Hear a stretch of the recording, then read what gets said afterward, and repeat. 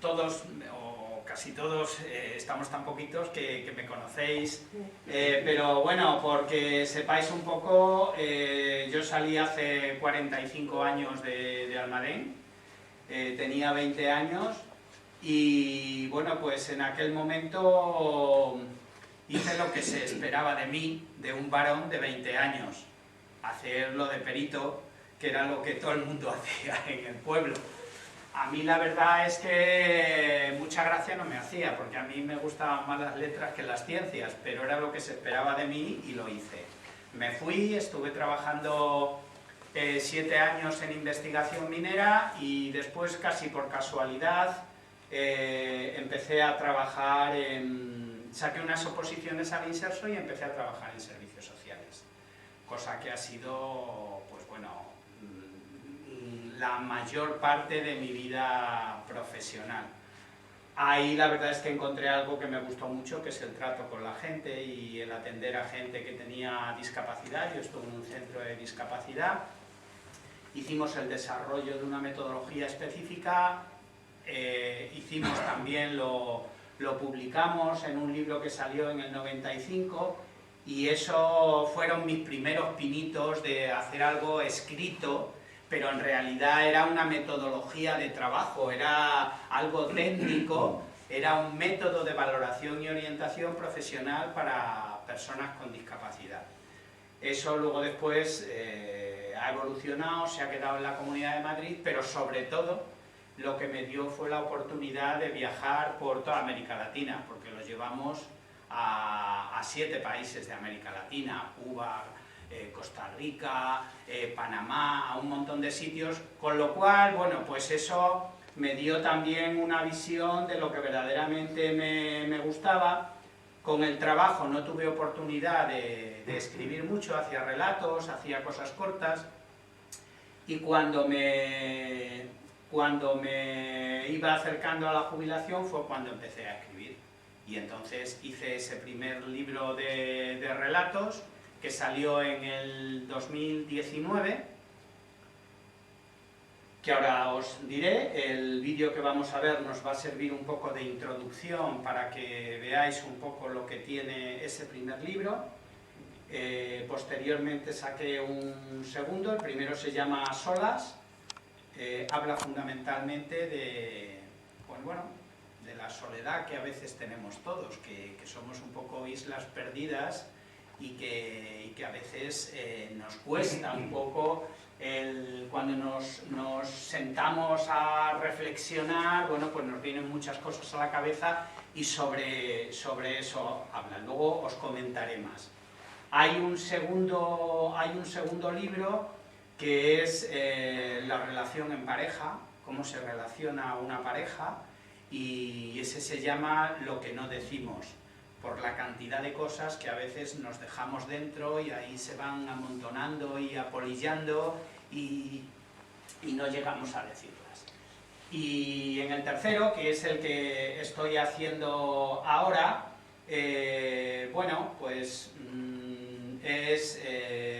trata también sobre una pareja, que luego os daré más datos. Ese todavía no está terminado. Ese se llama La corriente que nos lleva, y es un poco a veces lo que nos cuesta. La idea vino por lo que nos cuesta a veces tomar decisiones que vamos postergando, aplazando, que lo dejamos ahí parar, y eso nos va generando a nosotros un daño por dentro.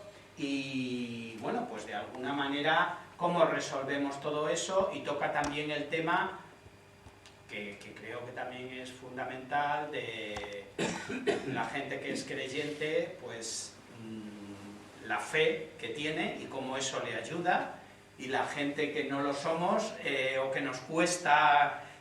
Quiero recordar que creo que era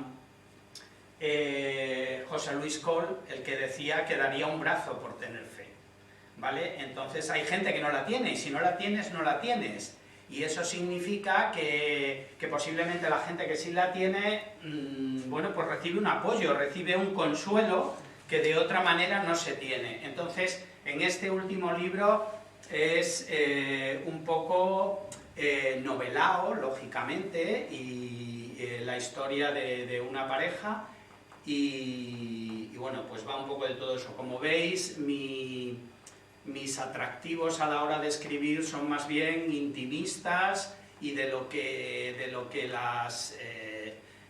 la relación entre personas genera a veces en el día a día, ¿no?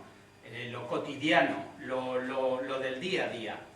Entonces, os voy a poner el vídeo para que tengáis una idea un poquito que nos introduzca en los 3 libros y luego ya levantamos esto y os termino de explicar.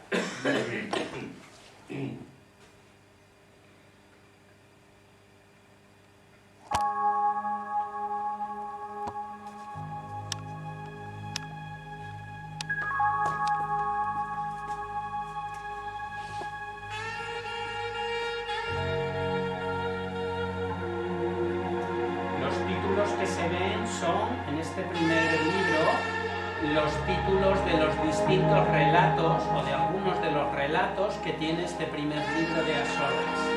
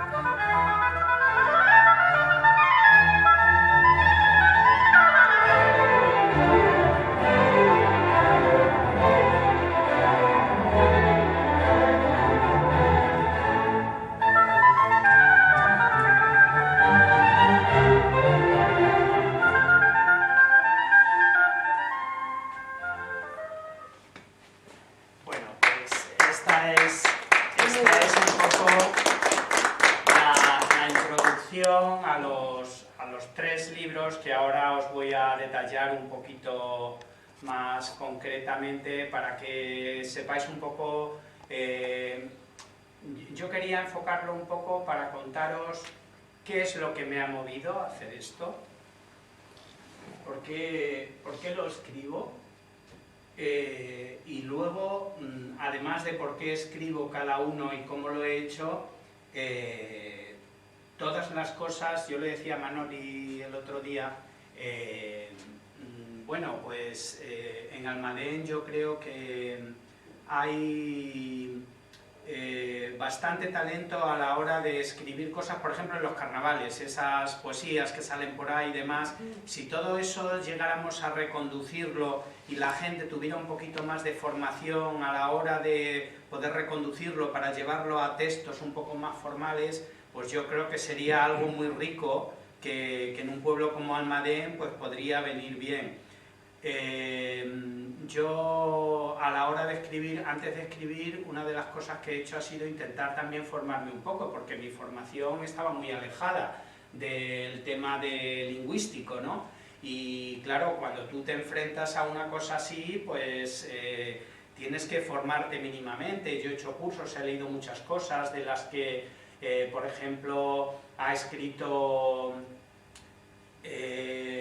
García Márquez, no sus novelas, sino talleres que ha dado para cómo se escribe, qué hay que tener en cuenta al escribir. Julio Cortázar, el Stephen King, bueno, pues han hecho libros de cómo se escribe y qué cosas hay que tener en cuenta para escribir, y os puedo decir que bueno, pues que es como todas las cosas, es un mundo aparte, y que a pesar de que tú tengas talento, imaginación y te sientes y te pongas a escribir, bueno, pues luego la forma de contarlo, el cómo lo cuentas, el cómo lo dices, todo eso también tiene sus intríngulis. Entonces, bueno, pues también cuando yo le decía a Manoli lo de si tenéis ya iniciado un club de lectura, por ejemplo, pues eso es muy importante, porque una de las cosas fundamentales a la hora de escribir es leer, leer y leer. Leyendo es como más se aprende, ¿no? Y se copia y se da uno cuenta de todo lo que escriben los demás. Pero no solamente con eso, sino que también yo creo que sería interesante el tener algún tipo de taller. Mientras, yo lo que sí os digo es que hay cantidad, y ahora con la pandemia ha habido mucha promoción de todo esto, que la gente se están haciendo muchos talleres online, ¿vale? Por videoconferencia. Ahora, por ejemplo, quien esté interesado, os lo puedo dejar por si alguien puede estar interesado, a través de la Asociación Colegiada de Escritores de Madrid, pues hay unos talleres de 6 o 7 sábados por la mañana, donde la gente puede entrar, son gratuitos, y puede ver todo el tema este que estamos hablando. Pues vamos a quitar esto. ¿Es tirando para abajo? Sí, hay veces que sube y otras veces no. A ver si no llamo a Leandro, a ver. Espérate, que voy a llamar a Leandro. Sí. Que Leandro lo entiende. Espera, igual te lo resuelve Manolo. O Manolo. A ver si Que Manolo yo es un algo experto. estoy haciendo que no lo hago bien.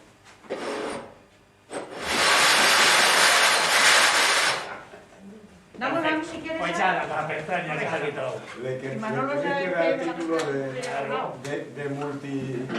Servicio. De de multitarea. servicio a Manolo, sí. De multitarea. Así es. Bueno, de todas maneras, antes de seguir adelante, yo quiero agradecer a Manoli la invitación que me trasladó en su día, y que yo, bueno, pues encantado de estar aquí a contar todo lo que me ha movido a la hora de hacer estos libros. En un primer momento, mi idea cuando empecé a hacer el primero, de A Solas, era, bueno, pues el hacer sin muchas más pretensiones un libro de relatos de todo lo que yo había ido recopilando a lo largo del tiempo. Luego me di cuenta que en este primer libro de relatos, sin saber por qué, un poco me fueron surgiendo que los personajes iban pasando de un relato a otro, con lo cual me empecé a dar cuenta que cuando no hablaba Pantaleón, hablaba Violeta, y eso se repetía en múltiples relatos, y al final es un libro de relatos, pero que está como muy hilado. Hay otros personajes que no son ellos, pero sí que están muy hilados entre sí, ¿vale? Entonces, en este primer libro son 29 relatos y un epílogo, y hay una gran mayoría que o bien Pantaleón le está escribiendo a Violeta, o bien Violeta está en la cama intentando coger el sueño, tiene que ir a trabajar al día siguiente, trabaja en un instituto y está un poco dándole vueltas a la cabeza de toda la gente que se va a encontrar, los de BUP, cómo la van a fastidiar, del problema que tiene con su madre en casa, etcétera, etcétera, ¿no? Está dándole vueltas. Esa es la tónica dominante en este primer libro. Personajes que están solos, están meditando, están imaginando, están pensando, y todo lo que les viene a la cabeza. Hay algún relato también un poco en plan no tan tranquilo, sino más un poco cómico incluso, y bueno, pues eso es el primer libro que hice, que fue en agosto de 2019, como os digo.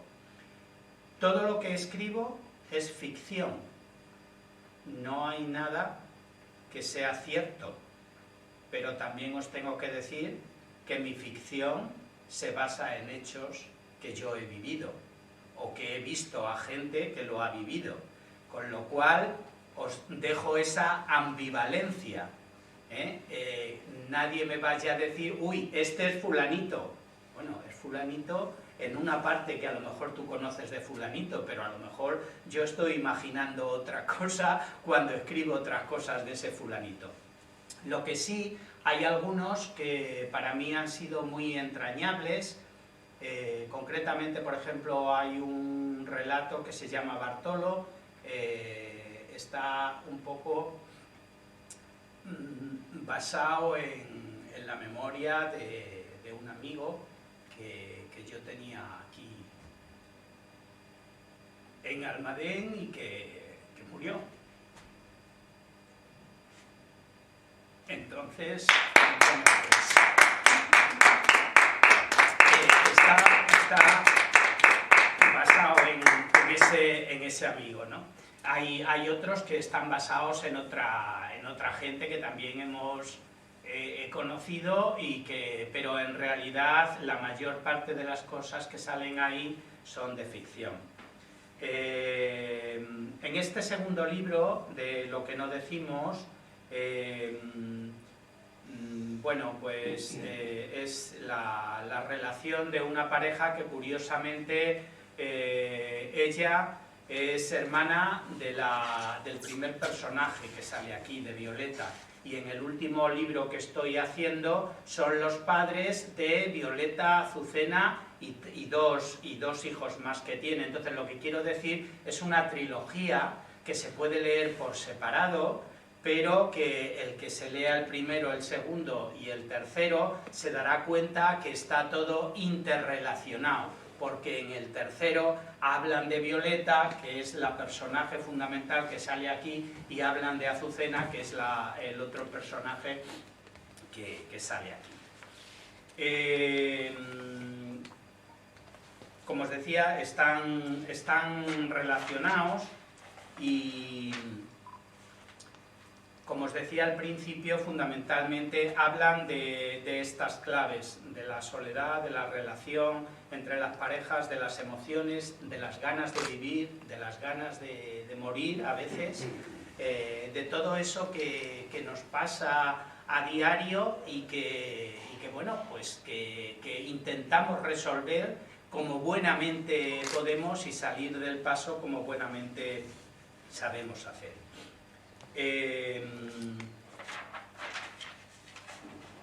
En el primer libro, como os decía, los personajes son Violeta y Panta, en el segundo son fundamentalmente Azucena y Satur, y en el tercero son Marino y Matilde.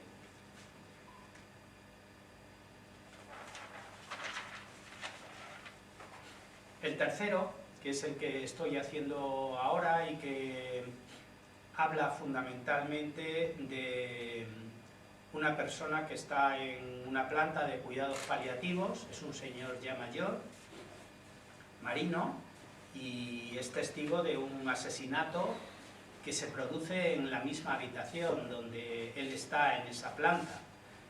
Él es consciente de lo que está pasando porque está en un estado que concretamente es un síndrome de enclaustramiento que bueno, pues que puede oír, puede ver con dificultad, puede escuchar, pero no puede mover nada, no puede hacer nada, y entonces es consciente de lo que está pasando y lo que están a su alrededor no saben que él está en esa situación, y entonces asiste a, bueno, pues a un problema de ese tipo. Y ese problema, ese delito que se comete en su presencia, de alguna manera le remueve todo su pasado y le viene a la mente mientras que él está ahí. Como veis, es la misma dinámica, alguien que está solo, que está rememorando, que está pensando, y todo eso novelado, evidentemente. Entonces eso le viene a él a su mente y se empieza a recordar todo su pasado y nos va contando su vida, como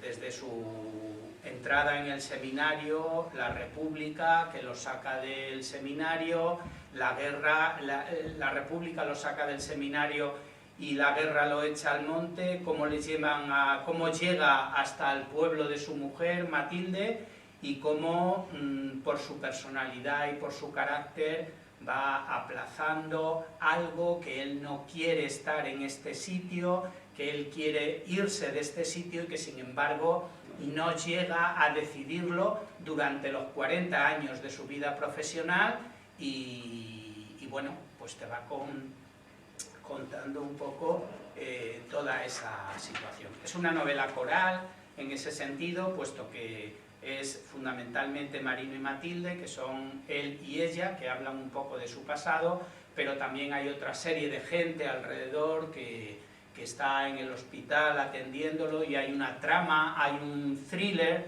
también, que se produce ese asesinato y que de alguna manera, pues, bueno, pues hay un cierto misterio de quién estará cometiendo ese asesinato, para al final un poco terminar con la decisión que toma el protagonista, que no os la voy a contar y que lo veréis en algún momento.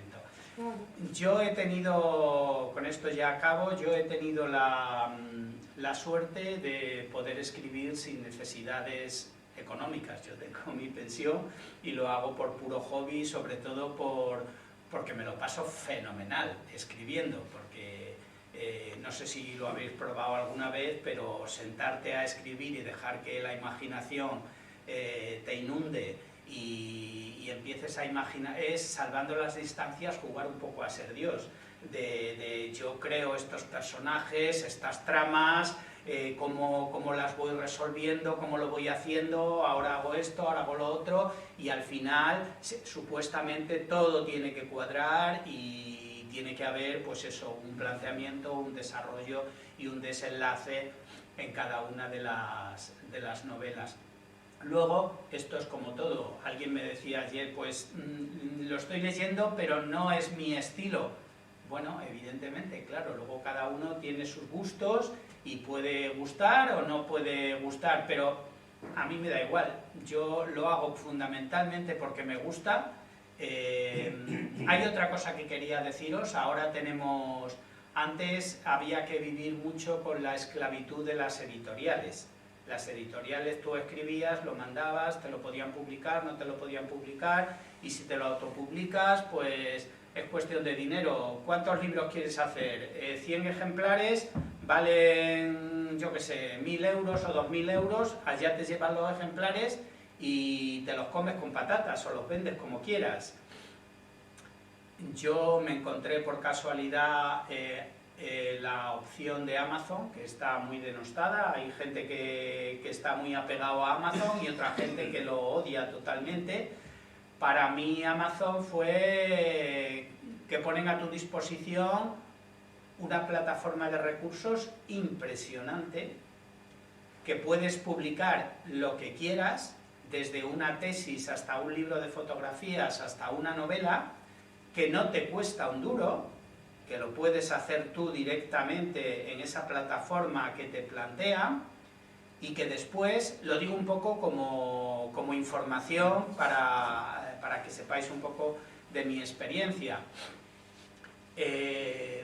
Entonces, tú puedes ponerlo, fijaos, lo puedes publicar en papel o en digital, o también meterlo en una cosa que ellos llaman Kindle Unlimited, que es que todos los que están dentro de Amazon pueden leer un montón de libros y pagan una cantidad al mes. Pues por cada página que leen de tu libro, si tú lo has metido allí, estás recibiendo un porcentaje muy chiquitito, evidentemente, pero quiero decirte que no tienes que desembolsar nada, y que yo mañana, la primera vez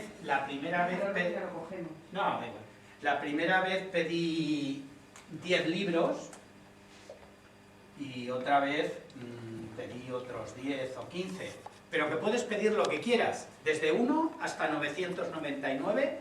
A mí, por ser el autor, me lo cobran a precio de impresión, o sea, si este libro yo lo he puesto en Amazon a 10 euros, a mí me lo cobran a 2,99 o algo parecido, y puedo pedir los que yo quiera.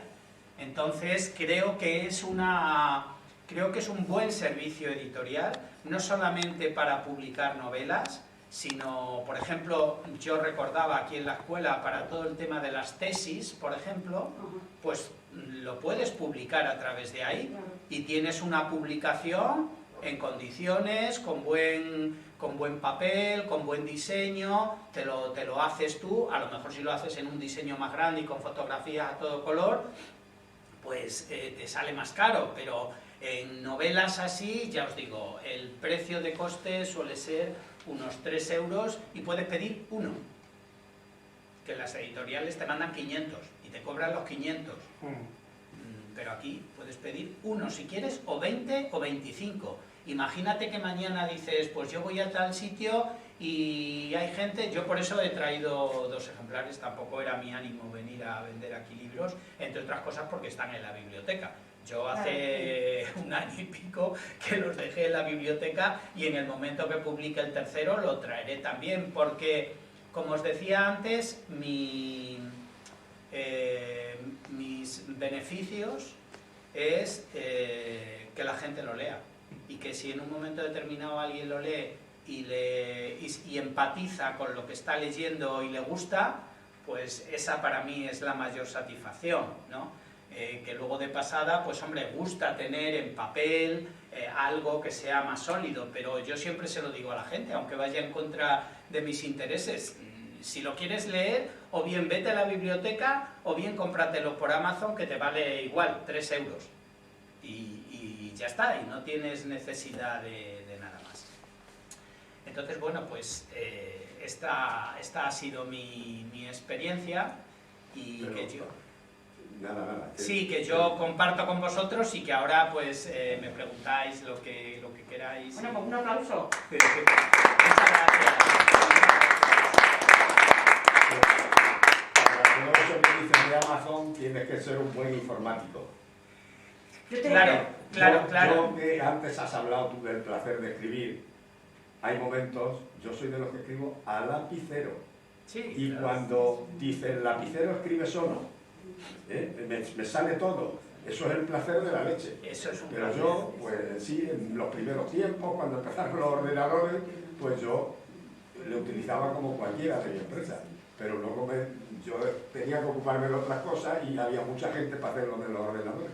y reconozco que eso lo tengo, ya, con el móvil el manejo de maravilla, pero los ordenadores lo tengo, cuando tengo que ir ahí, recurro a una de mis hijas. Claro, claro. Y claro, eso que tú dices es un triunfo para el que se maneja bien informáticamente. A ver, esto que yo digo evidentemente necesita de que si tú no lo sabes hacer, que alguien te pueda echar una mano. Sí. Pero lo que yo os digo es, hombre, yo controlo bastante el tema de informática. Sí, para eso, Hemos hecho en su día, como os decía antes, un desarrollo informático, aunque yo no hice la codificación, pero sí estoy muy relacionado con este tema y siempre me ha gustado estar muy al día a nivel de multimedia, de todas las cosas que había que hacer. Pero para mí fue impresionante. Sí, porque manejándolo bien... Fue impresionante que a mí me dijeron esto, yo entré, vi cómo era la plataforma, eran las 12 de... Yo soy muy nocturno. Yo también. Me cuesta luego mucho levantarme. Hay gente que se levanta a las 6 de la mañana, yo no, al revés. Yo me acuesto a las 4, a las 5. En esas noches donde nadie me molesta, donde yo puedo estar controlando todo lo que yo quiero, esa paz, esa tranquilidad, soy noctámbulo totalmente. Pues yo empecé a las 12 de la noche, tenía mi texto, tenía mi portada, tenía la introducción que quería meter, y a las 5 de la mañana lo tenía publicado. Eso O sea, impresionante. Eso es la leche. Yo me quedé, y era la primera vez que lo...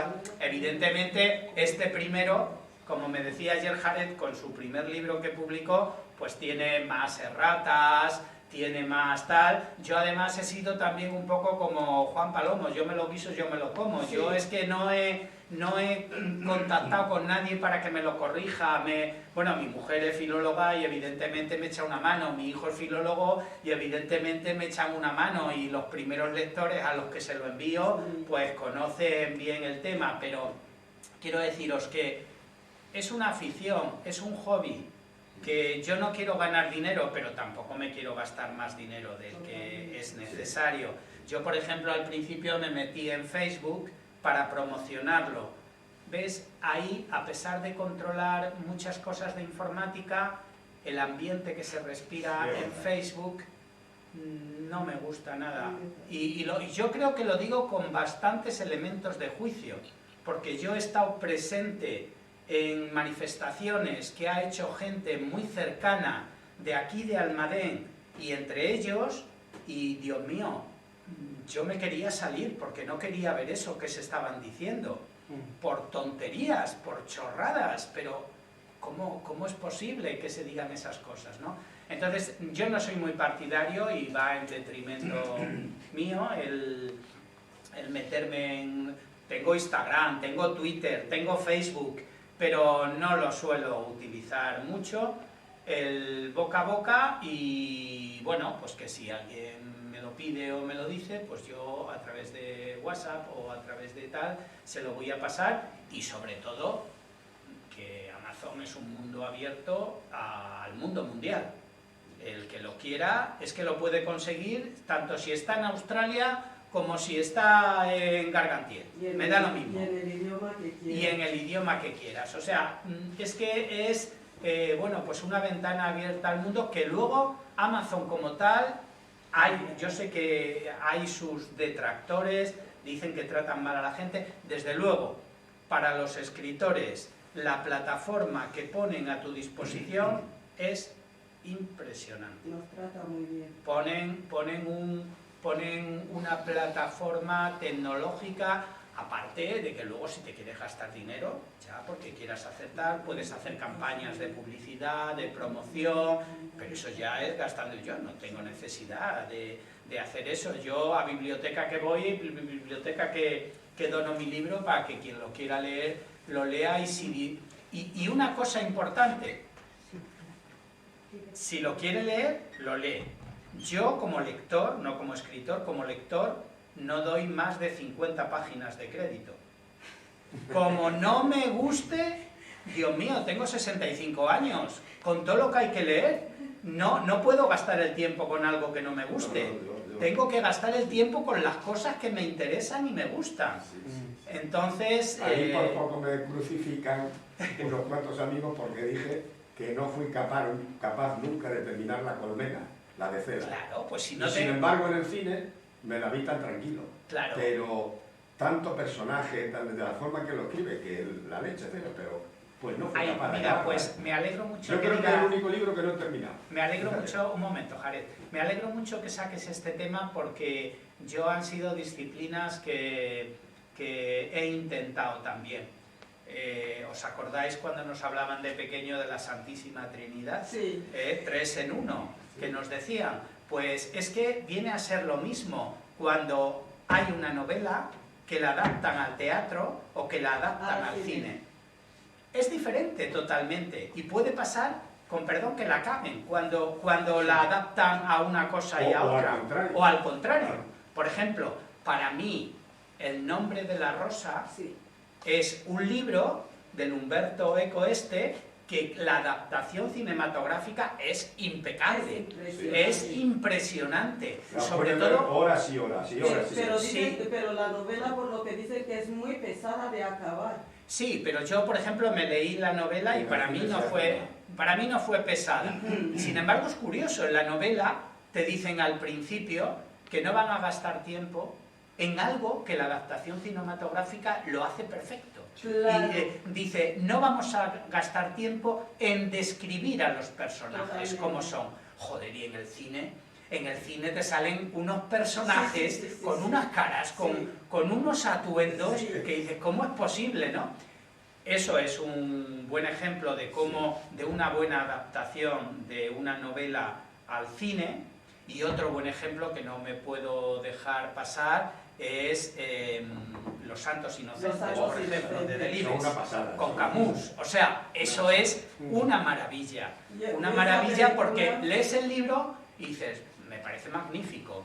Y ves la película y dices, Dios mío. Sí. Y bueno, y 5 horas con Mario, por ejemplo, Otro con puntazo. Lola Herrera ahí, que le han hecho una adaptación y que lleva 40 años, o no sé cuánto tiempo lleva haciendo eso. Entonces, lo que sí os quiero decir... Últimamente la volví. No sé si Sí, conoces- ahora recientemente la han puesto en... ¿Conoces la de Un monstruo viene a verme? Sí. Esa dicen, según las críticas, tanto la novela como la adaptación cinematográfica, Ujú. de hecho te digo una cosa, me tardé en ver esta película 5 veces, tuve que verla 5 veces para entenderla, o sea, me gustó, ¿sabes? La adaptación cinematográfica a la vez, porque es una película que el tráiler directamente te llama la atención, y hay trailers que te llaman la atención y luego la película es un mojón. Ajá. Pero cuando la vi, digo, no he entendido esta película, necesito volver a verla. Pues te digo, tuve que verla 5 veces, Para mis cogerla. hijos ya la habían entendido Ujú. y yo estaba rebuscando lo que quería decir el que había adaptado la novela a la Sí, película y sí. no lo entendía Sí, hasta el final. Digo, ostras, qué pasada. sí. Y cada vez que la veía lloraba igual. De todas, yo lo que quería poner el punto es en que yo he intentado, por ejemplo, hacer el ejercicio de hacer novela, hacer teatro y hacer guión de cine, y claro, las claves son diferentes, la forma de hacerlo es diferente, y os puedo decir que, por ejemplo, lo de hacer un guión de cine es apasionante, o sea, es una cosa que dices, claro, tienes que tener en cuenta no solamente lo que tú estás escribiendo, sino todas las imágenes que van a meter, que sustituyen Claro. a gran parte de lo que está escrito en la novela. Pero eso hay que ser un genio, ¿no? Sí, bueno, pero es como todo, es cuestión de ponerse. Yo, por ejemplo, leo mucho, que casi todo lo que he leído de él me ha encantado, a John Steinbeck. Sí. La Perla, Al Este del Edén. Americano. Cuando yo leí Al Este del Edén, que lo tenía mi suegro en su casa, lo tenía allí en una estantería y no lo mirábamos nadie, y un día lo cogí y me puse a leerlo. Había visto ya la película del James Sí. Dean, Sí. tirando piedras allí a la casa de la madre. Revoltoso. Sí, y resulta que el libro tiene 20 o 20 y tantos capítulos y la película son los 2 últimos capítulos del libro. Dices, ¿cómo es posible? ¿Cómo es posible? Pero hay cantidad de personajes del libro que no aparecen en la película. Claro, también es cierto que ese libro es un libro con una cantidad de personajes impresionantes y para pasarlo a una película hay que adaptarlo. Mucho tiempo. Y es mucho tiempo, ¿no? Pero a mí me gusta esa idea de hecho, en este primer libro que tengo de A Solas hay un relato que se llama El limbo de Ciriaco, que es un poco surrealista y que te habla de alguien que va a la casa de puerta en puerta vendiendo almas.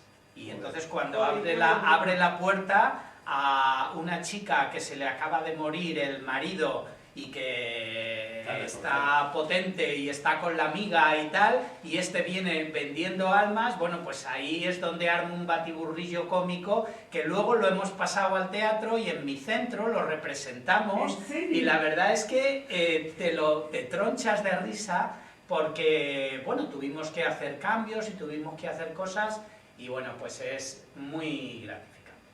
Yo, un que tengo, no sé si es pregunta o comentario. Amazon es el autor center editor de Amazon, es un mundo, como quien dice, y hay mucha gente que no lo sabe manejar, pero cuando lo saben manejar, las editoriales son obsoletas, porque las editoriales como autores nos dan un quebradero de cabeza que no veas.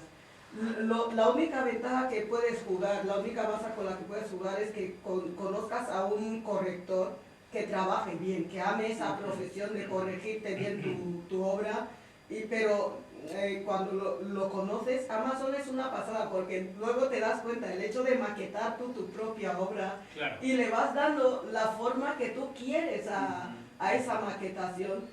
Y yo digo, para nosotros los que no hemos nacido con este aura, ¿no? que nos elija una editorial y que nos ponga el compromiso de escribir, hemos encontrado una vía de escape. Porque... Es una vía porque fíjate que yo, por ejemplo, esto sí, es una fotografía mía. Fíjate. De un día que pasé por Calatayud a un centro cultural que tienen y había como una especie era como un convento antiguo, sí, y en el claustro tenían 8 o 10 maniquíes de cristal y allí me emborraché de hacer fotos. Y no sé si habéis visto antes en el vídeo que sale un maniquí como manchado, sí, de rojo, sí, es este. Fíjate, es este mismo. Fíjate. Lo que pasa es que le he trabajado, claro, y el otro está sin trabajar. Lo que quiero deciros es que Amazon te da la posibilidad de hacer tu propia portada. Eres tu propio editor. Y claro, a poquito que tengas creatividad, se te abre un mundo impresionante y yo con eso me doy por satisfecho. Porque el tiempo que yo paso disfrutando con eso, si luego encima alguien lo lee y le gusta, pues bienvenido. Ya es mayor satisfacción porque aparte de que muchas veces digamos, y yo también siempre lo digo, que yo escribo lo que me gusta, y es cierto, tú escribes lo que te nace. Sí, sí, claro. Que como me dijiste ayer, dijiste una frase que me gustó mucho, tienes la licencia, claro, de escribir lo que te gusta, y lo dijo Oscar Wilde, dice, para escribir tienes que escribir bien y escribir lo que te gusta. Escribir bien significa que sea legible y entendible, coherente lo que tú escribes, pero que sea una temática que a ti te guste. No tienes que escribir para que le guste al mundo, pero luego si ya le gusta a la gente lo que escribes, es una satisfacción.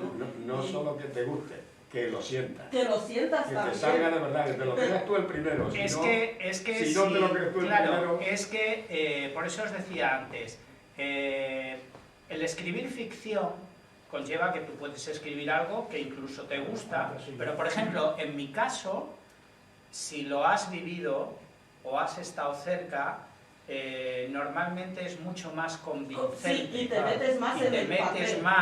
En ese tema, eso no cabe duda. Nosotros me venía a la mente ahora que en uno de estos relatos, una de las cosas que a mí me encantó fue poder escribir mi experiencia de niño en el Congo. ¿En serio? Sí, pero tú no sabes qué es el Congo. Y posiblemente los que estáis aquí sí Ah, yo iba a sabéis lo decir que el es Congo de Congo. África. que-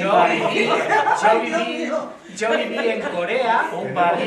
Corea y el Congo. Yo viví en ¿En Corea serio? y en el Congo. Y Es que en aquí el hay una Congo. parte de la madre que se le dice el Congo. El Congo. El Congo. ¿Te puedes imaginar Que cómo era el Congo? Se creó después que Corea. Que Primero se fue creó Corea, después luego el que Congo. Corea. ¿En serio? Entonces, Yo tengo que conocerlo. mis experiencias en el Congo con 6 años, que están relatadas aquí, te puedo decir que yo cuando escribo eso y estoy viendo cómo en las noches de verano todo el mundo se salía a la puerta y unos salían con un lebrillo lleno de vino blanco y con un jarrillo iban cogiendo hasta que se tenían que ir a gatas a su casa, o como otro esculpía las piedras de cinabrio para sacar pisapapeles, o como Otro contaba la película que había visto el día de antes. otro contaba la película que habías visto el día de antes, o nos íbamos arriba al depósito del agua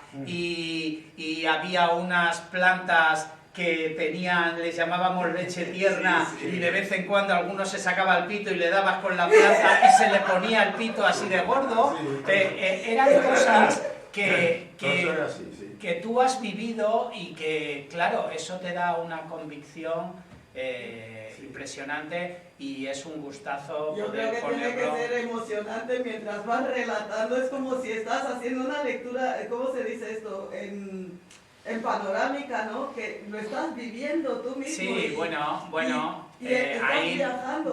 yo utilizo mucho ese recurso de estar escribiendo, estar pensando en algo de esto y como que te sales. Sí. Te sales Sí. y te subes en una esquina de la habitación y estás mirando cómo está escribiendo Eugenio y te estás emocionando de lo que está... A ver, es en sentido figurado, evidentemente, pero yo ese recurso le utilizo mucho y sobre todo ahora en esta última novela, bueno, ya lo... Se llama lo una veréis. mirada retrospectiva, que, Sí, que vuelves atrás en el tiempo y te estás viendo incluso a ti. Tenemos que darle tiempo a Francisco, Sí. así que si os parece... Bueno, ya- un aplauso. Muy bien, pues muchas gracias.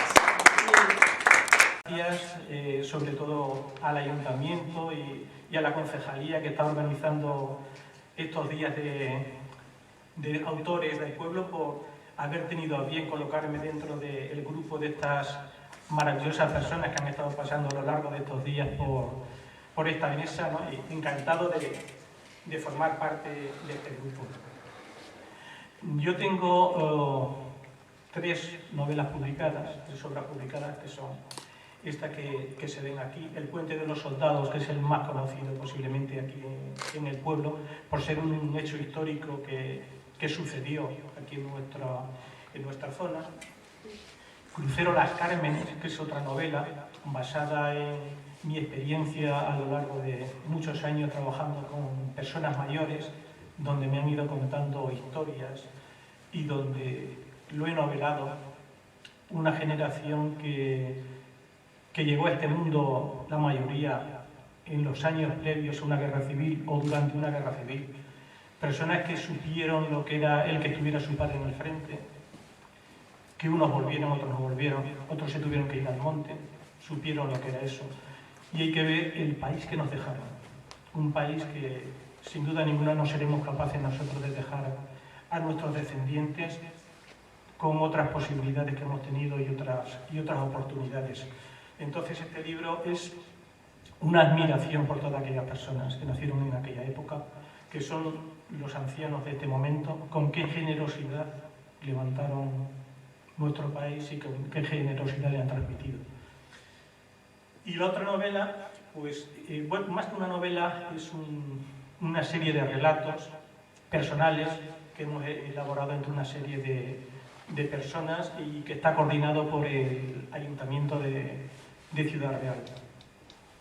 Quisiera un poco centrarme en el libro más cercano a nosotros en cuanto a la geografía, que es El puente de los soldados, y sobre todo pues un poco en el trabajo de investigación, que fue una investigación bastante interesante, bastante apasionante, que duró años, claro, haciéndolo a ratos perdidos, ¿no?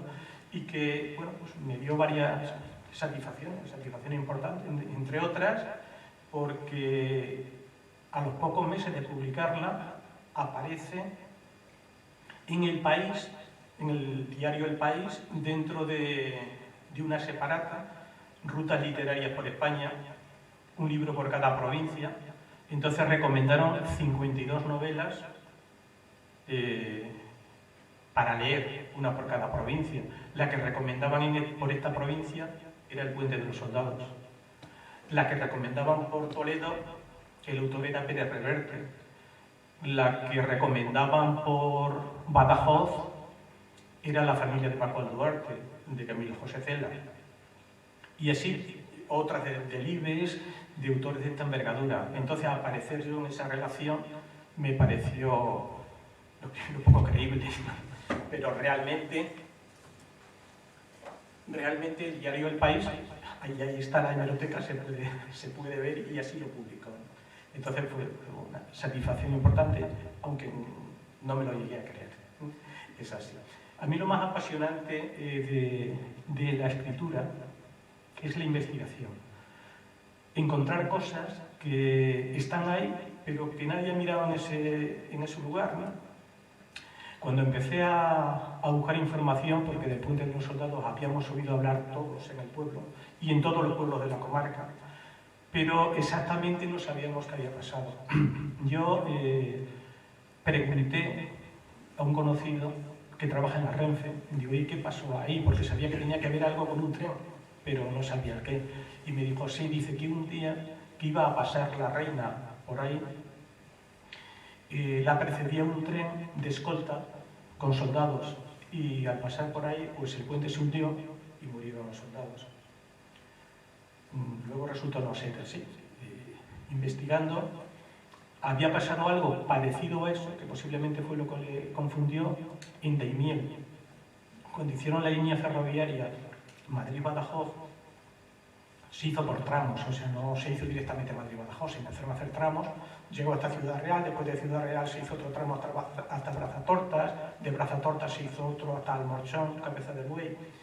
Entonces, cuando se hicieron estas líneas, reinaba Isabel II. Y un grupo de personas de Daimiel pues elevaron un escrito a la reina diciendo que como un pueblo tan importante como Daimiel lo pasaba por ahí el tren. Entonces tuvo a bien crear una línea que unía la línea de Andalucía con la de Badajoz. Es una línea que sale de Alcázar de San Juan, Manzanares, Daimiel, Almagro, Miguelturra, Ciudad Real, y une las dos líneas, porque el sistema inicialmente era radial. Entonces, el día que iba a ir la reina a inaugurar la estación de Daimiel, que era un día que según la prensa de entonces había mucha niebla, una niebla muy espesa, y delante de ese tren de la reina iba una locomotora inspeccionando la vía, con el fin de si hubiera algún sabotaje, que no cayera la reina, sino la locomotora que iba al principio. Al llegar a Daimiel estaba un gran número de personas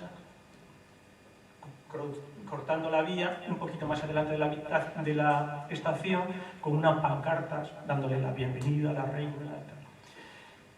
Pero no esperaban esta locomotora que venía por delante. Y esta locomotora no iba a parar en la estación, iba a parar un poquito más para adelante para dejar el hueco a que parase el tren donde venía la reina. Al llegar a Daimiel, le sorprendió al maquinista, la gente de la vía le sorprendió que la locomotora no perdiese velocidad y se los llevó por delante. Murieron muchas personas. A eso se refería esta persona con este tren que pensaba que era del Puente de los Soldados. Después también oí, buscando, encontré otras cosas también, como por ejemplo fallecidos aquí en Almadén, soldados fallecidos, un número importante de soldados fallecidos. Pero cuando seguí tirando del hilo, encontré que fue en 1809, que era, pues Almadén estuvo tomada en 1809, cuando la Guerra de la Independencia, y murieron muchos soldados. En concreto, esos soldados pertenecían al Regimiento de España, el regimiento en el que había hecho yo la mili. Me puse en contacto con ese Regimiento de España, se lo conté, y estuvieron aquí un día en Almadén a hacerle un homenaje a aquellos soldados que vinieron a defender Almadén. No sé si lo recordaréis alguno, era la época que estaba el alcalde Emilio, asistió al acto Ismael, asistió Miguel Oviedo, que eran concejales entonces y tal.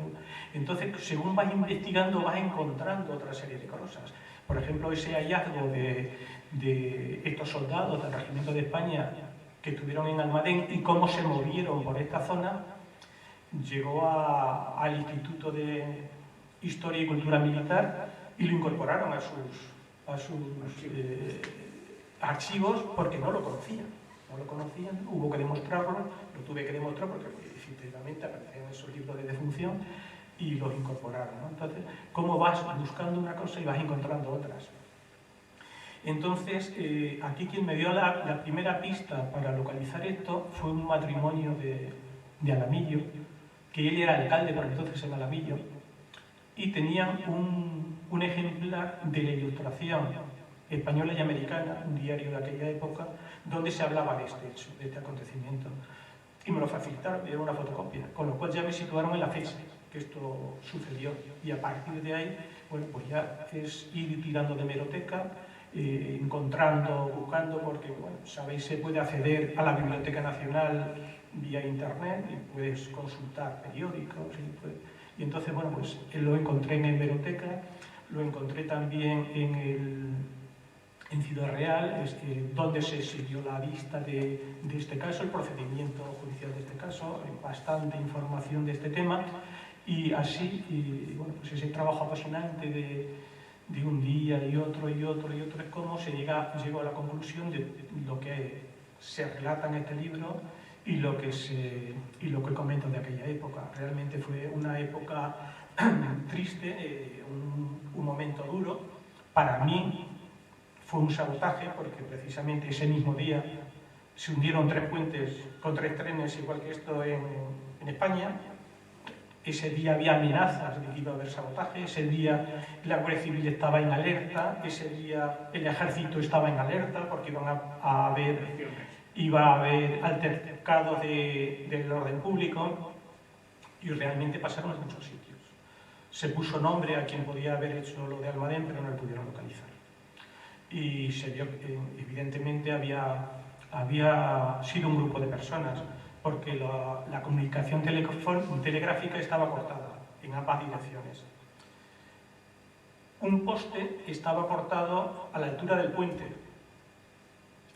con lo cual habían cortado la comunicación, pero es que otro poste estaba cortado 60 kilómetros más para allá.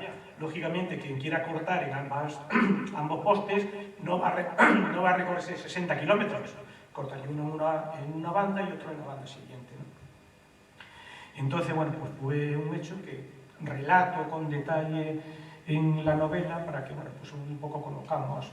Al principio, cuando se empieza a leer, mucha gente que piensa que estoy hablando del 11M, porque fue algo muy similar a aquello, día de elecciones generales, donde se quiere cambiar la intención de voto y bueno, pues muy similar, o sea, momentos muy similares a aquellos. La otra novela es Crucero Las Cármenes. Ya digo que es una novela que está basada en historias que me fueron contando a lo largo de pues, un tiempo una serie de personas ya con una edad determinada. Hay alguna persona también de Almadén de las que aparecen en la novela y hablan pues, cada uno de una experiencia.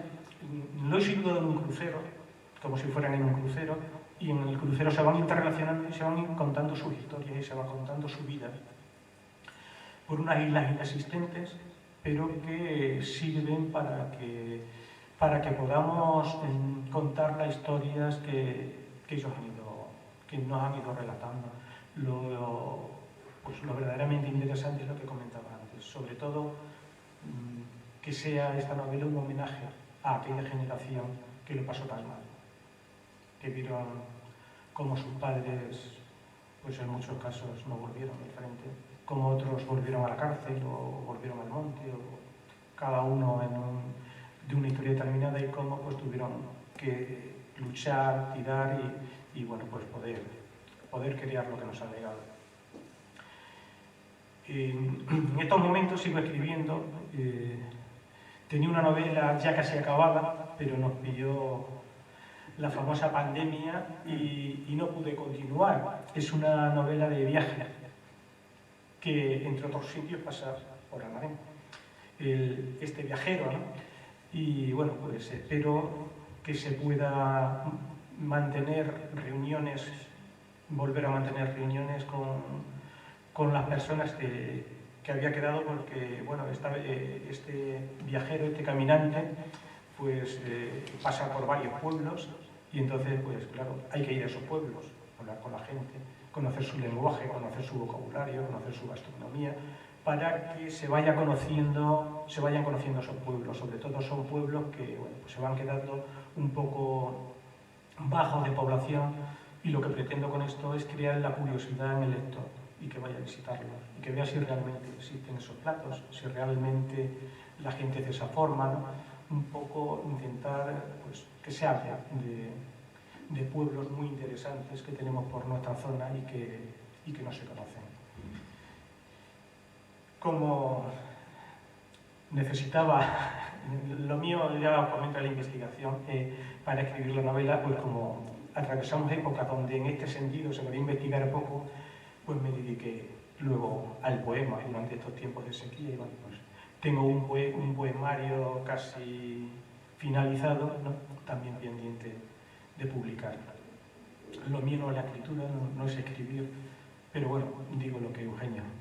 Sentarte con un bolígrafo y un papel donde puedas escribir vidas, pues es algo apasionante, ¿no? Donde puedas escribirte incluso, pues muchas de las cosas que pones, aunque se las pones en otros personajes, a lo mejor son tuyas. Y sentimientos que te da pudor escribir, pues se los colocas a otra persona, ¿no? Entonces, pues...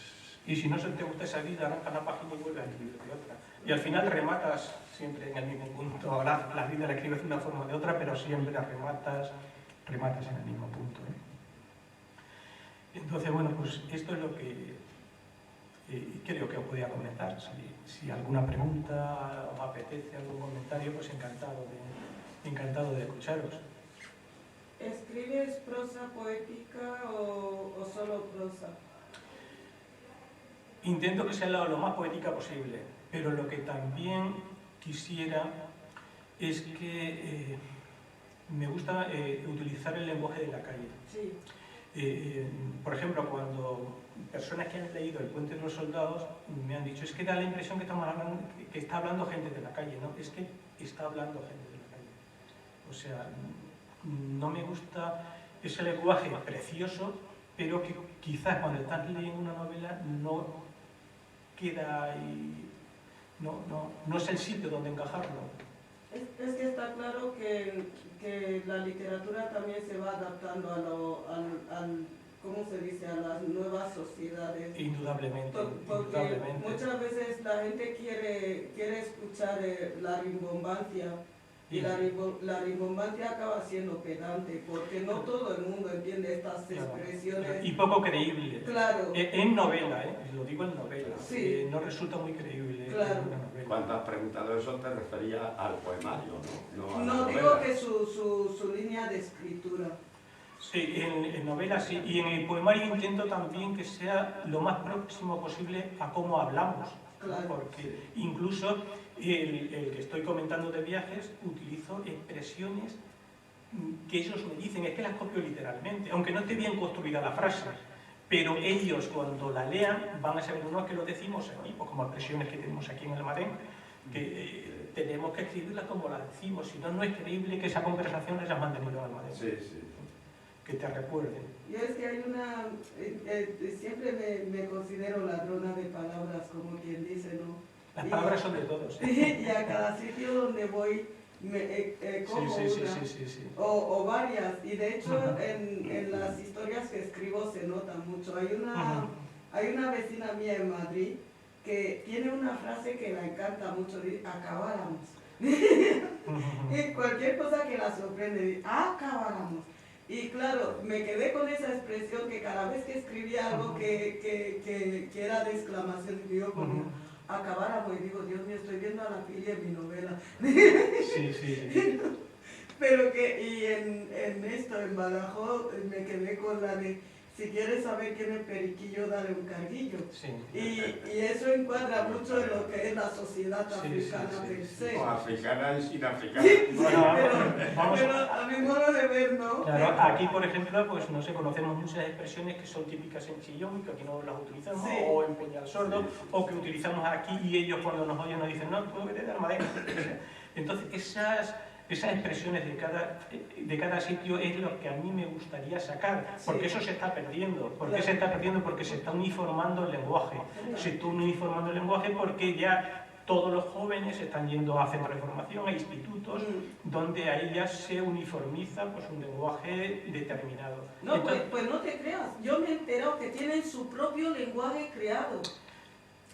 bien, pero no es el lenguaje tradicional, no es el lenguaje Claro, popular, claro, o sea, claro. no es como se ha hablado históricamente. Sí, o sea, sí, aquí sí. en Almadén se han utilizado unas expresiones desde muchas generaciones atrás hasta la actualidad, que a lo mejor se crean otras, pero eso ya no es la que venía arrastrando, eso no es la que hablaban sus abuelos ni sus bisabuelos. Claro. Y ahora se uniformiza. O sea, ahora ves un chico joven hablando en Chillón, en Almadén o en Madrid, y las expresiones y los términos son los mismos. El lenguaje se ha empobrecido. Que me da cuenta que eran las Uniformando, yo diría que se está uniformando. Se está En uniformando. Ciudad Real escuché también la expresión, ¿a dónde vas? En Cala abuela. No, eso de aquí. Eso de aquí.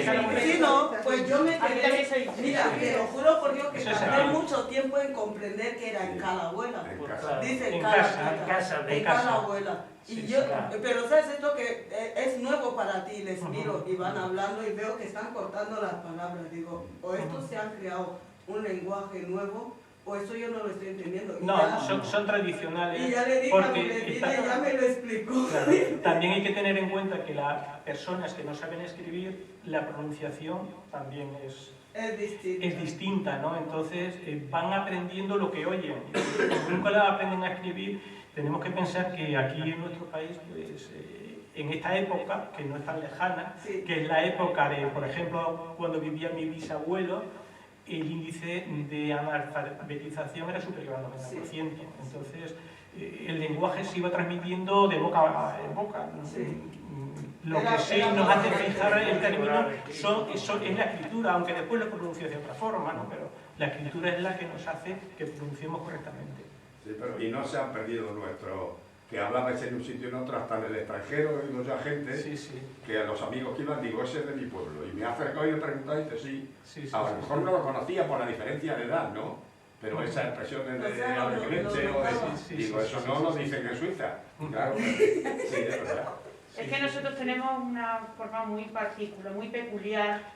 Nuestro acento es muy Sí, sí, peculiar. sí, Pero es que yo no lo he El acento y la sabido expresión. diferenciar. Pero en porque todos- habláis en como- todos los pueblos es muy habláis un poco peculiar. como los de Badajoz. No lo sé. No, pero nosotros tenemos tenéis algo un ahí. viaje- Claro, tener en cuenta que antes no se viajaba como ahora. O sea, Sí. antes a lo mejor había personas que habían nacido en Almadén y morían en Almadén y no habían salido jamás. O en Chillón o en Peñalsordo, ¿no? Como Entonces, el Chillón, lo de los chiquetes, aquí en Almadén aquí no no se se dice dice. chiquete, pero en Chillón Aquí se sí. dice niño, ni chaval. Ya. Chaval no, niño. Pero el chiquete y la chiqueta es en Chillón. Chiqueta. Además, nosotros... A un joven. En Pero cualquier eso, caso, eso es las expresiones, pero en cuanto al acento, yo por ejemplo que llevo ya más de 50 años en Bilbao, 50 ha sido mi aniversario ahora de boda, o sea que llevo 2 más. Allí mucha gente me dice, pero bueno, tú no eres andaluz, digo, no, si yo no he dicho que sea andaluz, pero es que parece extremeño, digo, pues mira, mi pueblo está cerca. cerca de Córdoba y cerca de Badajoz. Y en Ciudad Real, que es la capital, no tiene que ver nada a como hablamos nosotros. Totalmente. Nosotros hablamos con una mezcla de andaluz y extremeño. Sí. Es digamos, el deje deje del Almadén es como una mezcla de andaluz y extremeño. Yo he Sí, sí. notado más pero que en 15 o 20 Porque kilómetros tú a vas la a redonda Ciudad ya es Real. otro deje distinto. Claro, yo he vivido mucho de pequeño en Ciudad Real, porque las 2 hermanas de mi padre no tenían niños ninguno. Estaban casadas, pero no tuvieron descendencia. Entonces, yo y mi hermana pasábamos allí muchas épocas. Y yo veía así como se hablaba y digo, joder, esto no tiene que ver nada como hablamos nosotros. Y todavía, vamos, tú vas a Ciudad Real y la gente que es de Ciudad Real, nacida y toda la vida en Ciudad Real, habla a tu lado y parece que él es un madrileño y tú eres un cordobés, exagerando. Ellos hablan como van cantando. Bueno, así en la zona vasca, de allí para abajo de Madrid. Claro. De la frontera sur para abajo de Madrid. A mí me pasó un caso muy curioso en una ocasión en Alicante. Estábamos unas personas, unos españoles, teníamos una reunión con unos alemanes. Nosotros no sabíamos nada de alemán ni ellos nada de español y trajeron un intérprete, ellos de su tierra, ¿no? Y la conversación fue durante una cena. Ya cuando acabamos la cena y estábamos con las copas, le digo al intérprete, joder, qué bien hablas español y qué no sé qué, qué bien. Y me dice, yo que soy español. Digo, ¿de dónde eres? Dice, yo soy de un pueblo precioso, precioso, que hay en el sur de Ciudad Real, un pueblo blanco, minero. Dice, yo soy de Almadén. Digo, joder. El intérprete que trajo era de Almadén. Coincidencia. Bueno. Pero él comentó que se había ido ahí su familia, siendo muy pequeñito, tras la guerra civil, y ya se habían quedado allí, no habían vuelto, ¿no? Pero claro, él tenía en su mente su Almadén blanco, precioso. Ese es un puntazo, y como estamos en familia, había contado un pequeño chiste de eso que tú dices, que es buenísimo, a lo mejor le sabéis. Uno que tenía que ir al extranjero y dice, joder, dice, no tengo ni idea de inglés. Dice, pero si los ingleses son más inteligentes, tú hablas despacito y te van a entender todo. Total, que el tío llega allí, se baja del avión, sale a la zona de taxi y dice, taxi, ¡pum! Un frenazo y dice, joder, pues te me ha entendido. Llega, se monta y al hotel no sé cuánto. Y él hablaba muy despacito y el otro entendía. Al día siguiente dice, usted viene mañana a recogerme muy despacito porque quiero ver Buckingham Palace. Bueno, pues le recoge. Ahora quiero que me lleve usted a la Torre de Londres. O sea, que le va diciendo un montón, siempre muy despacito. Y ya se van a despedir. Dice, bueno, dice, ¿usted de qué parte es de Londres? Dice, yo soy de Cuenca. Y dice el otro, y siendo los dos compatriotas, ¿qué coño hacemos 2 días a los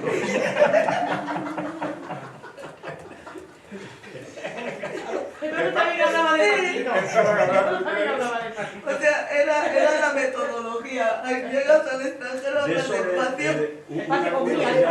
del tema de tu libro El puente del soldado, y fíjate, además coincide con tu paisano lejano.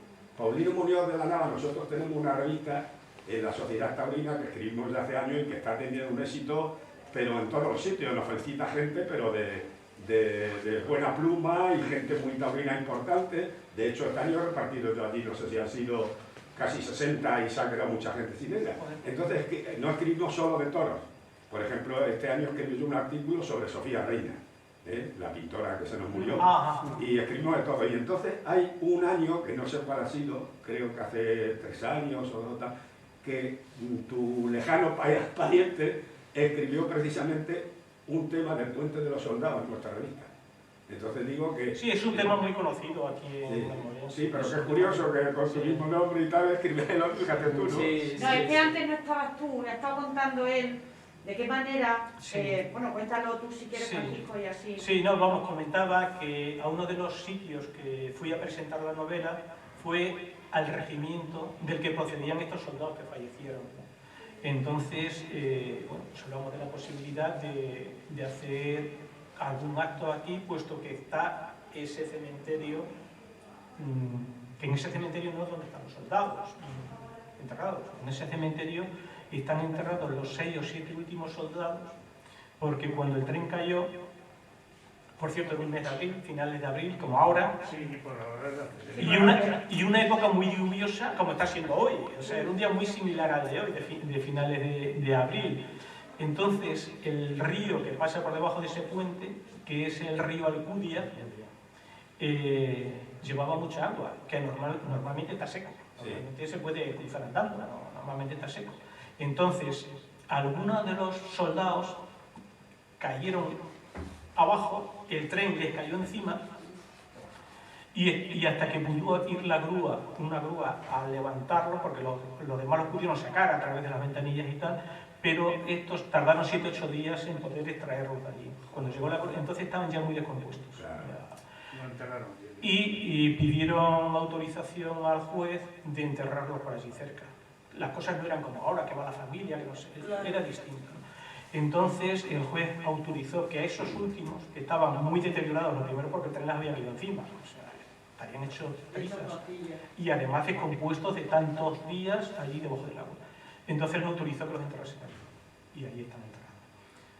El resto, que se puede consultar aquí en el registro civil de aquí de Almadén, y estuve yo, lo estuve viendo, y me permitieron fotografiar aquellas partidas de defunción. Muchos están enterrados o estuvieron enterrados en lo que era el antiguo cementerio, detrás de lo que estaba detrás del hospital. Ahí es donde enterraron a la mayoría de los soldados que vinieron. Otros lo enterraron en Almadenejos, en Guadalmedina, en Chillón, porque la gente que fue ahí a ayudar, pues ayudaba llevándose heridos o llevándose cadáveres. Se lo iban llevando, pues si el que era de Chillón se lo llevaba a Chillón, y el que era de Almadenejos se lo llevaba a Almadenejos. O sea, había trenes de Almadenejos yendo desde la estación al puente, pues a llevar ayuda, a recoger heridos y no sé qué, ¿no? Entonces, se quedaron ahí. Entonces, el coronel del regimiento me comentó pues, que sí, que les encantaría venir y tal, pero que era un acto que no podía salir de iniciativa militar, que tenía que salir de iniciativa civil. Entonces, pues yo cuando volví de Badajoz, llamé varias veces al ayuntamiento pidiendo hablar con Siro, que estaba el alcalde de entonces, pero por una circunstancia por otra era imposible hablar con él. Y un día me llamó Paulino porque quería algunos ejemplares, no sabía dónde conseguirlo, bueno, y hablando le comenté, digo, fíjate, estamos intentando hacer esto, digo, pero es imposible localizar así. Y me dijo, no te preocupes, que yo voy a ir a los pocos días, que iba a venir a hacer un tema taurino del llevo y tal, dice, voy a estar con él. Dice, si te apetece se lo digo, y se pusieron a hablar, bueno, pues, a partir de ahí se consiguió poder hacer aquella llegada de estos militares a rendir homenaje pues, a sus compañeros que perdieron ahí la vida. Y bueno, pues por que tuviera más esplendor el acontecimiento, pues él con otro grupo de paisanos del pueblo pues hicieron pues, un poco la restauración, porque supongo que todos conoceréis de lo que fue, de lo que era aquel cementerio, porque estaba un poco derruido, lleno de zarzas, lleno de no cuidarlo, claro, de no ir nadie por ahí. Pensar que limpiaron la cruz, y en esa cruz había varias fechas, y yo creo que la última era 1907 o 1908. Posiblemente desde entonces nadie ha ido por allí, a lo mejor hasta entonces iba alguien, porque eso fue en 1884. Si en la cruz ponía 1906, 1907, es porque alguien está oyendo allí a algo en aquellos momentos, ¿no? Pues no sé si a lo mejor familiares o quién, ¿no? Y entonces pues puede haberse tirado, pues yo qué sé, más de 100 años sin que fuese nadie por allí. Entonces estábamos totalmente deteriorados. Y ahí están esos últimos cadáveres, que por cierto, vino un día aquí a Almadén un grupo de personas de la Facultad de Antropología de la Universidad de Granada para hacer un estudio sobre esos restos que había ahí. Y bueno, pues aquí nadie supo dar la explicación, y alguien le facilitó mi teléfono y se pusieron en contacto conmigo, ¿no? Y me dijeron que sí le podía dar datos y tal. Entonces le hice este comentario, que había 7, 8. Me dijeron que cómo se lo podía demostrar. Lo que sé es lo que dijo la prensa ese día. Le mandé una fotografía de la prensa de ese día donde ponía, en el día de hoy se han extraído los 7 últimos cadáveres, y debido a su mal estado y tal, se van a enterrar junto a la vía, no donde se han enterrado el resto. Entonces dije, pues menos mal, porque para ese número de cadáveres no merecía la pena hacer el estudio antropológico, porque querían estudiar una serie de cosas que eran muy pocos datos los que iban a poder obtener con tan pocas personas. Pensaba que estaban ahí todos. Entonces, no están todos. Vamos, de todas maneras, mi hija ha estado aquí ahora en Semana Santa y han dado una vuelta por ahí y tal, querían haber entrado allí, o por el agua que lleva al río, ahora que lleva bastante agua, o por lo que sea, por la entrada al recinto tampoco me parece que se Es puede que, a ver, entrar. yo no sé, Francisco, yo estuve en ese acto de que vosotros habéis hablado, que además Manolo también ha dicho, digo, ya contigo, que no se hizo tampoco muy bien, Para mí fue emotivo, porque estuvo bonito, pero claro, entiendo que no entiendo. Pero se y podía, entonces se podía se haber hecho- dejaron muchos flecos sueltos que se podían Sí, haber vosotros hecho. decís Lo eso. primero, eso es una finca privada. Lo primero es haberlo organizado con el propietario de la finca. Y lo segundo, haber contado con todas las partes. Bueno, una finca privada, De una empresa pública. es que yo, Ahí voy a los es que una, que yo sé que hubo es que eso, problemas entramos porque en una la cosa controversia es un poco una extraña. por Una controversia los de extraña. pulsera. O sea, una empresa pública tiene una finca privada. Nos llevó una vez con su... Bien, pero vamos a ver, este edificio es un edificio público y no puede entrar todo el mundo. Claro. Tiene que ser una hora determinada. Sí, en vez de Ya ser lo que me un quiero dueño, referir. es la empresa la dueña, en vez de un Claro, particular. claro, pero es privado. eso no quiere decir que pueda... Y eso por un lado, porque a lo mejor se podía haber tenido una conversación para... No lo sé, no quiero entrar en crítica. También comento, y lo he comentado antes, que el subdelegado de Defensa de Ciudad Real pues también le hubiera gustado asistir y así me lo transmitió. Y me dijo, por favor, dime qué día se va a hacer para poder asistir. Digo, vale, no, yo lo digo y tal. Y me dijeron, no digas nada que ya se va a comunicar de forma oficial. El ayuntamiento lo comentará a la subdelegación del gobierno, la subdelegación que se lo comunica a ellos, y no dije nada. Después, a los pocos días le vi y me dijo, no me habéis dicho nada, lo habéis hecho, o sea, que no llego donde tenía que llegar. Y después Renfe también le hubiera apetecido participar, puesto que para ellos también eso fue un acontecimiento histórico de relevancia, ¿no? De hecho, el tren pasó por allí al ratillo, cuando ya nos estábamos yendo, se paró y pitó saludando, ¿no? O sea, pues si se hubieran esperado unos minutos, sabiendo que el tren iba a tardar unos minutos, yo qué sé, habría sido todo distinto, pero parece como que, yo qué sé, como que se fue improvisando cosas. Hubo también un tema que tenía que venir un sacerdote militar para ese acto, y bueno, pues se podía haber conseguido aquí a través de la subdelegación de Defensa algún sacerdote militar. Sin embargo, como claro, no se comunicó, no se hizo nada, tuvieron que traerle de Badajoz y tuvieron que ir con un coche a por un sacerdote militar y traerle, no sé, como que... Como que estaba la cosa- Que hubo unos flecos que se debían de... Puede ser, sí. Pero con todo eso fue un acto muy bonito, un acto de reconocimiento donde, bueno, pues gran parte de la comarca supo realmente qué había pasado ese día ahí. Pero no se hizo extensivo tampoco al pueblo general, ¿eh? No fue un acto multitudinario, porque realmente yo creo que la gente que no se enteró muy bien, que no sabían, ¿no? Sí, no, ciertamente a mí mucha gente me dijo, pero bueno, ¿cómo se ha hecho eso sin decir nada? Sin embargo, en Alamillo me consta que se dijo y fue muchísima gente. Sí, de Alamillo fue mucha gente, fue más gente de los pueblos de alrededor que de Almadén. Porque es que ese hecho afectó a muchos pueblos y de hecho Sí. tanto Alamillo como Guadalmedez, como Almadelejo, como Chillón, como Almadén, se volcó. O sea, si aquello, según cuenta la prensa de aquellos días, allí había más de 100 personas ayudando, ¿no? Una serie de médicos, de sacerdotes, había muchísima gente ayudando a aquellas personas que habían tenido aquel accidente.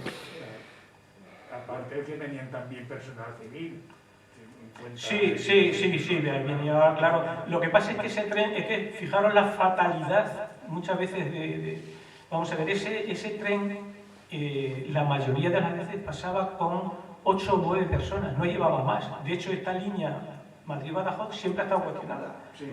Y fijaros que yo recuerdo, y vosotros recordaréis, cuando llegaba aquí el correo, salía la camioneta de Manzanares y había que venir hasta de pie porque no se cabía, ¿no? Y a pesar de eso era deficitario. Y andando vinimos una vez que vinimos de examinarnos de Puerto Llano y llegamos de madrugada y no sé por qué coño allí ni había camioneta ni nada.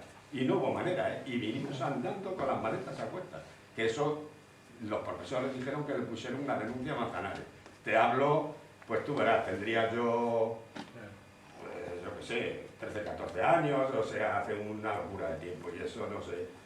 Bueno, para olvidarlo un poco... Pues aquella época, este tren no movía más de 8 o 9 personas en cada trayecto. Y aquel día, por la fatalidad, iban más de 200.